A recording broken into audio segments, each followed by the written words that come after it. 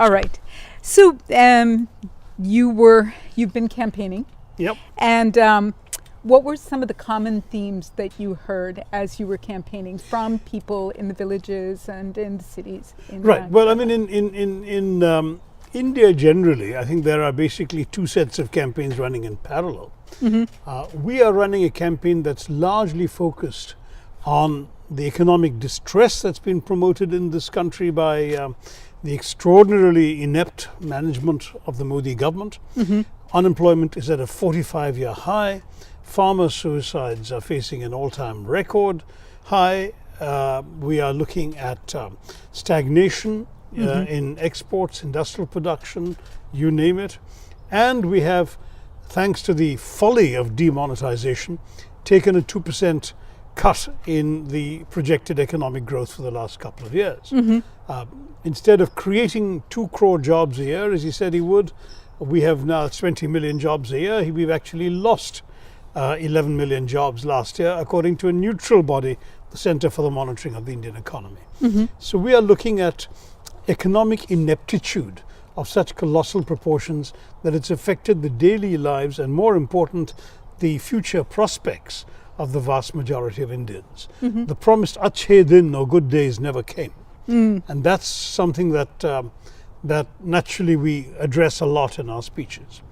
On top of that, there's also genuine concern about the way in which the nature of the country sought to be changed by the politics of the BJP, particularly the contemptuous demonizing of minorities, especially the Muslim minority, which risks alienating a population that has been peacefully living in India as a natural part of the fabric of Indian society for millennia. And that's something, again, that we don't at all accept the idea that the BJP and its fellow organizations in the Sangh Parivar talk about of a Hindu Rashtra. We believe that India is and has always been a nation for everyone, that the essence of the Indian Constitution is pluralism. Many in the BJP don't like the word secularism, so let me give them a better one. Pluralism is the management of the diversity of India under one constitution that promotes and respects equality and the acceptance of difference across communities. The BJP doesn't believe in that. We do, fundamentally. So those are starkly alternative visions that we're offering.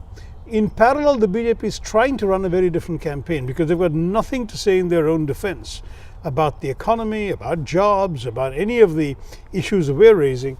They're trying to make this into a khaki election, essentially talking about national security, asking for votes in the name of the armed forces, boasting about the airstrikes on Balakot in Pakistan and saying, won't you vote for the bravehearts who bombed Pakistan? That's the kind of belligerent, nonsensical rhetoric on the basis of which our government, which ought to be really ashamed of itself for reducing Indian politics to this level, has been attempting to get votes for. So that's the situation we are facing. And I would say that from all indications we are getting, our message will resonate much more with the majority of voters than theirs. To begin with, theirs is explicitly a campaign run by their party and by a handful of allies, whereas ours is a message that is replicated across the board, not just by the Congress party, but by very many strongly entrenched regional parties in many of the states. So that if you're looking eventually, as seems inevitable, at the likelihood of a coalition government, then we are capable of producing a far more broad-based coalition with roots in every major state, something the BJP seems extremely unlikely to be able to do. Interesting. How significantly did the Balakot airstrikes impact what you think will be the election results? It had a short-term impact, particularly in the north of India. Very little in the south. I was campaigning particularly in Kerala, where it had zero impact completely, but in the north it did have some impact. However, it was a fading impact. So the first couple of weeks it was still looming large in people's consciousness. within 10 days or 2 weeks after the strikes, it was off the headlines, off the front pages, and other issues once again rose to the forefront. So at most it would have made a small difference during the first phase or so, but we have a 7-phase election that goes over a period of 6 weeks, more than 6 weeks, and in that period of time, I think that overwhelmingly the vast majority of the electorate will be dealing with real bread and butter issues. Or dal roti. Going back to Rahul Gandhi's speech at UC Berkeley, his presence there got very much into dynastic politics as portrayed by the media. And I couldn't see an articulation of vision for the country, which I think has been his downfall throughout. Even now, there was an opportunity for Congress to take back this election, and do you believe it to be a wasted opportunity? Oh no, I mean, I'm sorry to say, Sunita, I have to disagree with your Okay, premise. good. I think we've articulated very clearly a vision. In fact, I'd be happy at the end of this to send you a couple of things I've written and published myself on the question of our vision for the nation, which is of an inclusive India, an India that both grows and promotes social justice, an India that pays attention to the great importance of employment, job generation, and creating decent lives for our people. And at the same time, an India that doesn't discriminate against people because of their birth, their religion, their caste, their creed, their language, their region. These are the kinds of things, unfortunately, that the Hindi, Hindutva, Hindustan politics of the BJP have narrowed in terms of the idea of Indianness that they embody. Ours is a far more inclusive and broad vision, which is going to be the vision that we are offering the Indian people. Absolutely. Going back to my question, Rahul's failure to articulate a vision, and I do believe it was failure to articulate a vision. Does it sense, is it time for new leadership? Oh, come on. No, on the contrary. I think Rahul's leadership is just beginning to establish itself effectively in the national imagination. He had been so completely lampooned and caricatured by the BJP, especially on social media, over the last few years, that it's only now on the national campaign trail that he's been able to establish a convincing profile for himself. It helped that he has shaken off the traditional Gandhi family reticence with the media, and he's out there, he's giving spontaneous interviews on his plane, on the streets. He's not hesitating to answer questions thrown at him, unlike Mr. Modi, who only has scripted, pre-arranged and pre-approved interviews. He's also taken the kind of approach that says, look, as far as I'm concerned, anything is fair game. Ask me anything, I'm happy to answer it. Whereas Mr. Modi has whole areas that are off limits. And on top of that, he's been tirelessly campaigning. Literally every day he's in a different state.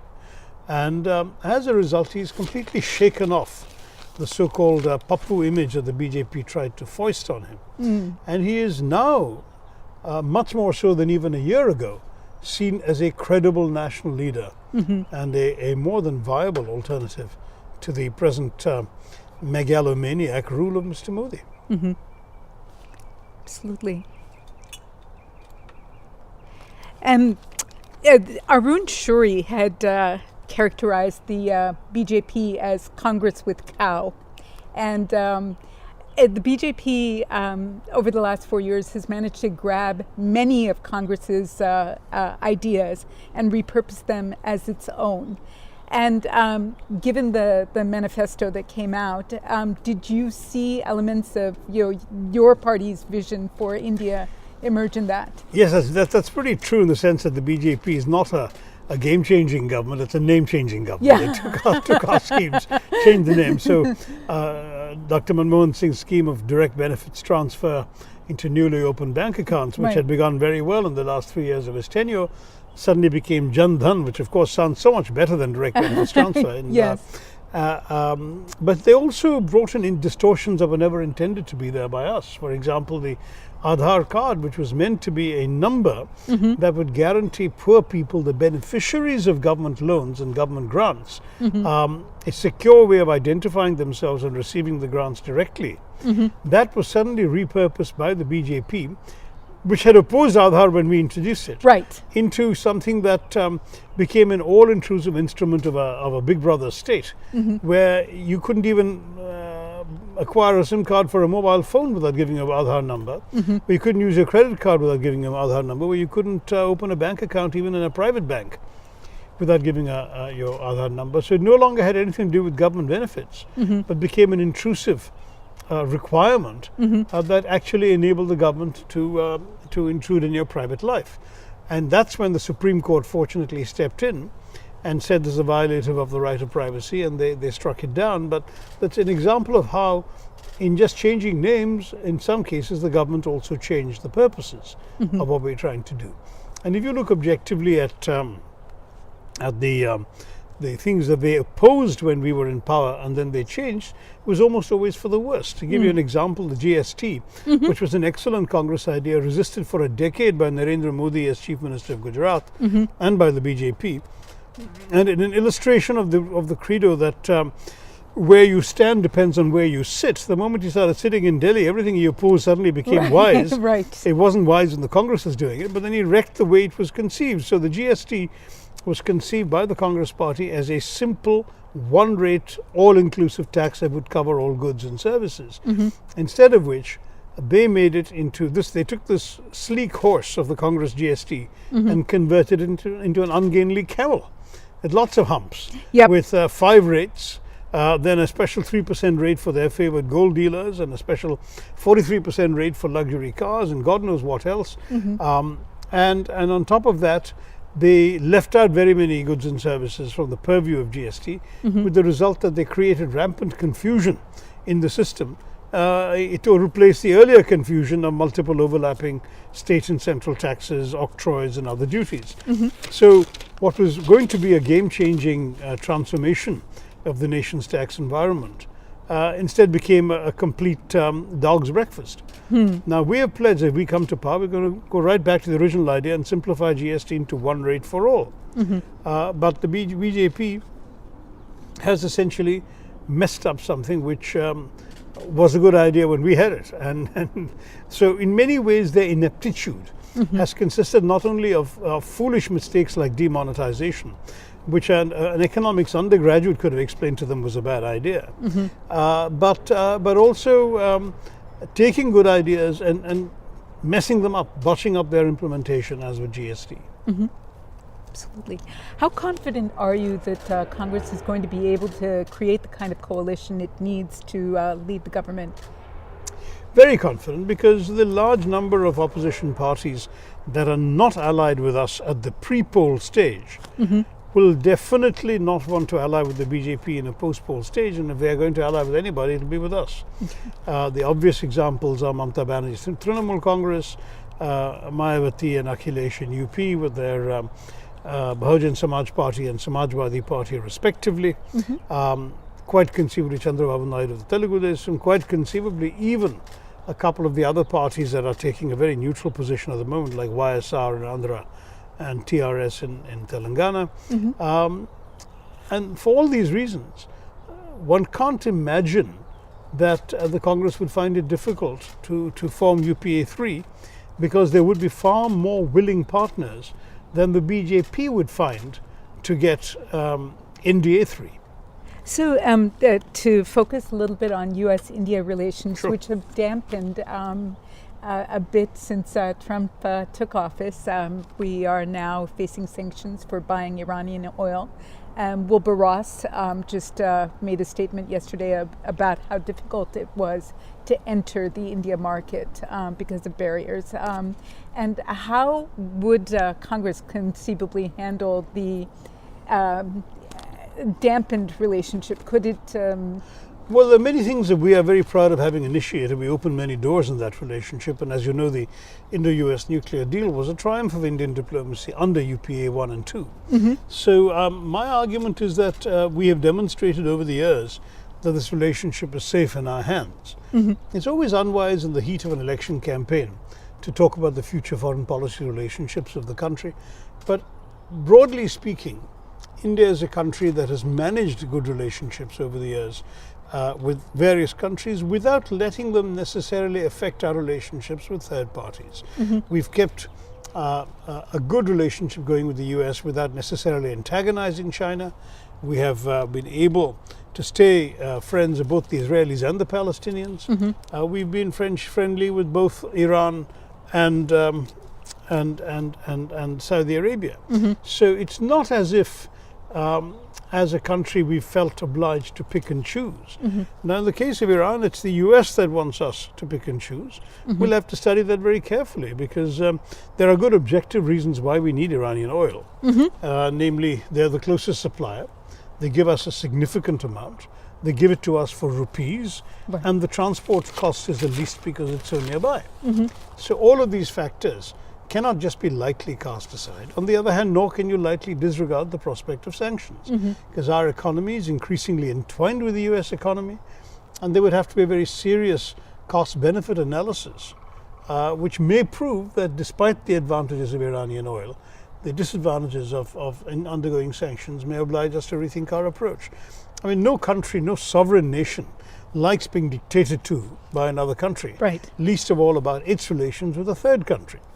But, we are also good calculators of self-interest, and we will do whatever is right for the Indian people. Absolutely.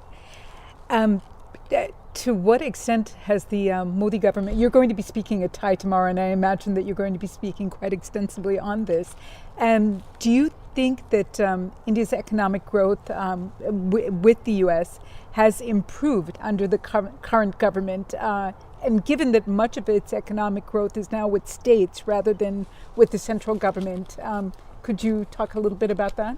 Sure, but let me stress that I'm not sure what I'm going to be talking about at Thai, because it's a dialogue. It depends very much on the questions I'm asked, both on stage and from the audience. Okay. So if somebody asks about economics, I'll answer, but if they don't, then that's it. Okay.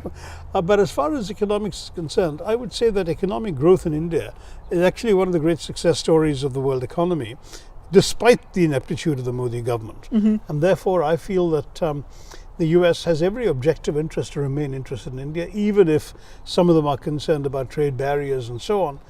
Those barriers are easily overcome if you acquire an Indian partner who's familiar with the lay of the land and knows their way around the regulatory maze. I'm not sure that the regulations should be maintained. That's a different issue. We should probably be taking an axe to the regulatory thicket. Yes. But despite that, the fact is that whatever the systems are that are bothering some of your American critics, local knowledge is often good enough as a substitute to overcome that. Secondly, we have overcome some of the old overemphasis on self-reliance, and that we're a much more open economy. But at the same time, we're proud of the fact that Indian companies are able to hold their own with American companies around the world. And that's, for us, a matter of some pride. I mean, the Chinese did it by artificially banning American companies from their markets. So Google and Amazon and Facebook and WhatsApp were all kept out of China. And that's how, Baidu and Alibaba and Tencent grew in China. But from our point of view, we don't believe in doing that. We're a democracy. We believe that we can actually benefit from these American firms, while at the same time encouraging the growth of our own. And I think the emergence of significant Indian telecoms players, Airtel some years ago, Jio now, is a sign that the Indian environment is also propitious for economic growth. That it's not just really an environment in which we stifle initiative or entrepreneurship. Far from it. It's very much the opposite today. As far as the states are concerned, yes, there's a lot of activity taking place in the states, but very often the success stories are national companies that thrive in different states. So, for example, if Tamil Nadu has become sort of the Detroit of India as a center for automotive manufacture, it's not Tamil Nadu companies, it's Indian and multinational firms. But the state has made it attractive for them to manufacture automotive parts there. Kerala is increasingly focusing on IT, for example. The Technopark in Thiruvananthapuram has attracted not only major players like Oracle from the valley, but the Japanese company Nissan has relocated its global IT headquarters to Thiruvananthapuram, which is an extraordinary story that people haven't fully noticed, I think, in the US. So there's a lot of exciting things happening in different states, but it's happening with national and international level firms that have found a hospitable welcome in different Indian states. Absolutely. And I watched your interview with Hassan Manhaj, which I thought was absolutely fabulous. Well, you saw about 2% of it. The man tied me down for 3 or 4 hours in August before I think he knew what his narrative was going to be. Yes. So more than 95% of what we talked about wasn't used. But some of the outtakes then he seems to have issued on WhatsApp and YouTube and so on, these little side chats about language and millennial lingo and all of that. Right. And those seem to have acquired a certain following. So. Right.